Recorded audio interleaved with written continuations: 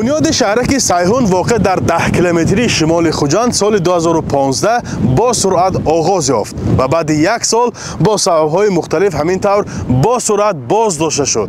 از آن زمان تا حال به تقریبا 7000 اهالی احتیاجمند ولایت سوخت از این منطقه زمین‌های نزدی حولگی جدا شده است. ولی طول این سالها به گفته مسئولین شهرک همگی 700 عائله در اینجا به ساختن خانه‌هایشان پرداختند و خلاص. برخی از شرکت‌های ساختمانی در آغاز تأسیس شهرک لایحه بنیاد چندین بنای 12 آشیانه را روی دست گرفته بودند. چنان اکنون مشاهده می‌کنیم یگان بلند آشیانه اینجا قامت نافراخته است. سبب چیست؟ به این سوال از مسئولین شهرک جواب می‌گیریم و همچنین درباره شرایط زیست با چندی از باشندگان سیحون صحبت می‌کنیم. عائله جورایف‌ها 8 سال باز در شهرک سیحون زندگی می‌کنند و در این مدت بسیار سختی‌ها را به گفته خودشان کشیدند. آنها قبلا در جماعت یاوه زندگی می‌کردند و بنابر نداشتن خانه مقامات به آنها از این منطقه زمین جدا کردند. در آغاز بسیار امیدوار بودند که در شهرک نو و زمانوی با شرایط مطابق به حیات زندگی می‌کنند، ولی این طور نشده است. مکتب اکون 4 کیلومتر بچه‌ها زمستان به عذاب کوچکای دایدو بسیار کوچکا مول کن چند کشد وای میکنه برامدن وای میکنه بارانوی سخت میشه سیل میبیاد راهوی سیل میشد رفته بچه‌های از سیل میگیریم سیل راه راهنده ازی رفت و سکتونم بینید سیلی کلام میبیاد هم تو ششته برفتگی همون وقتی که باران میبرد بچه‌ها مکتب نمیرد باران و برف انده مکتب نمیفرستونیم حسابی که میموند یک هفته باشده ما درس میموند. مشکل شهرک با نداشتن مکتب خلاصا نمی شود. دیگر ساکنان که از گوشه و کنار ولایت سوخت به اینجا آمده زندگی را اختیار کردند میگویند حیرانند با چنین وضع چگونه در این منطقه زندگی را ادامه دهند.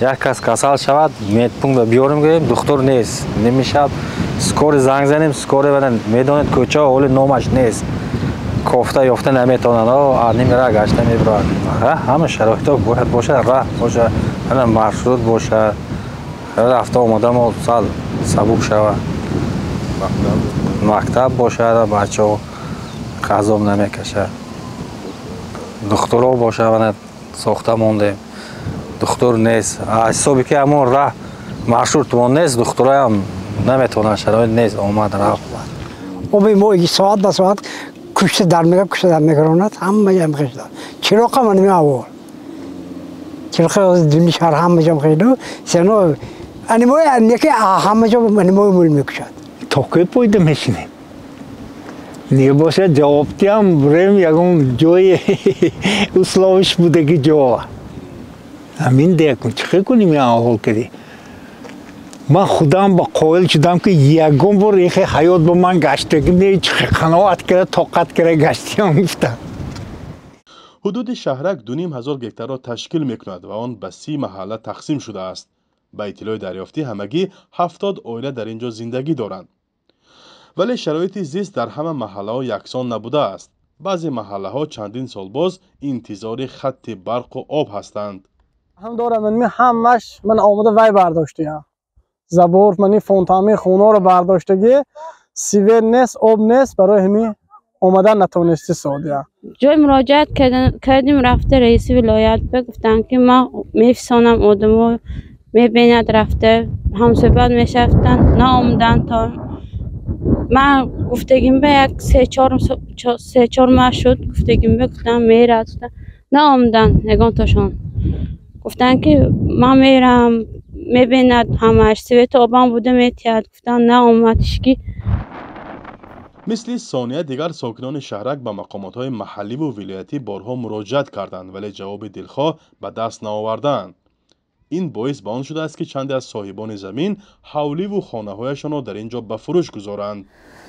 386 نفر اهالی زندگی میکنند محل ما. من برق و سویت اکون هست دیگه مراجعت میکنیم پیشنهاد میکنیم مرحله به مرحله میشود میگوید ما همه مکتوب میبیاد که میشد آدمایی که خانه درش میفروشد میبرود آدمایی که ما با این بی خانه و بی در به کجا میریم مجبور میشیم زندگی کنیم یکان روز اهالی ما با خبر میشدگن калон шавандо ки ман азоби ҳамин шаҳрвандои ман азобаш сахт гуфтагон ки бохабар мешудагист. дар ҳамин ҳол хуршед орифӣ сардори муассисаи давлатии нигоҳдории иншоотҳои сохташавандаи шаҳре ки Сайҳун мегӯяд бо мушкилоти мавҷуда масъулони баландпоя огоҳӣ доранд ва баъзе аз онҳо соли ҷорӣ бартараф карда хоҳад шуд. дар асоси нақши идори сохтмони асосӣ дар соли 2024 бояд сохтмони мактаб вақти миёна оғоз карда шавад ва мо имсол тасмим дорем ки бо идори сохтмони асосӣ ва бо дастгирии муҳтарам раиси вилоят Раҷаббой Аҳмадзода бинои муассисаи давлатиро бояд ки ба итмом расонем ва дар ҳолати ба итмом расонидан дар ҳудуди ҳамун бинои идора мо ҳамин бояд ба нақша гирифтагӣ нуқтаи тиббиро. бино ба иттилои масъулин аз ҳисоби 4000 гектар заминҳои кишоварзӣ то имрӯз дар ҳудуди Сайҳун 450 гектар боғи интенсивӣ бунёд карда шудааст. вале беобӣ дар минтақа ба мисли солҳои қаблӣ дар оғози имсол низ мушоҳида мегардад. дар дуюмин моҳи фасли баҳор дар ҷӯйбору каналҳо об ҳанӯз ҷорӣ нашудааст ва дида мешавад ки даҳҳо гектар дарахтони заминҳо хушку пажмурда шудаанд. шаҳрсозӣ дар шимоли тоҷикистон аз барномаҳои муҳими ҳукумати тоҷикистон буд ки 10 сол пеш иҷрои ӯ шурӯъ шуд. ҳамин тавр оғози бунёди шаҳрҳои нав дар минтақаи шимолии тоҷикистон ҳазорон нафарро соҳиби замин намуда мушкили умдаи безаминии онҳоро поён дод ва дар дилашон умеди соҳиби манзили шахсии худ шуданро бедор кард. вале роҳ то сӯи бунёди манзили худ ё харидани манзил дар шаҳрҳои нав барои бисёрии онҳо осону наздик ба назар намерасад.